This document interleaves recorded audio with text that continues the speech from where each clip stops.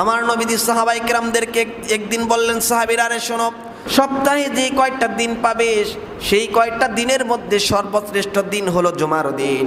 আর জুমার দিনে আমি নবীর উপর তোমরা বেশি বেশি দরুদ পড়বা, কারণ আমার উপর যদি বেশি বেশি দরুদ পড়ো সেই দরুদের জবাব আমি নবীজি দিয়ে দিব। বলেন সুবহানাল্লাহ।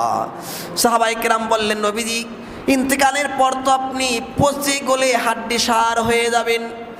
নবীজি বললেন, ও আমার সাহাবীরা রে, নবী রাসূলগণের দেহকে আল্লাহ রাব্বুল আলামিন মাটির জন্য খাওয়াকে সম্পূর্ণ হারাম করে দিয়েছেন। সুবহানাল্লাহ। তাহলে এই হাদিস প্রমাণ করলো নবী রাসূলগণ কবরের মধ্যে জিন্দা আছেন। কবর থেকে নবীজিকে সালাম দিলে সরাসরি আমার নবীজি সালামের জবাব দিয়ে দেন।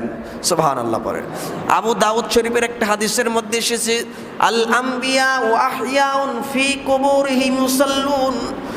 নবী রাসূলগণ কবরের মধ্যে জিন্দা, আর জিন্দা অবস্থায় কবরের মধ্যে নামাজ আদায় করতেছে।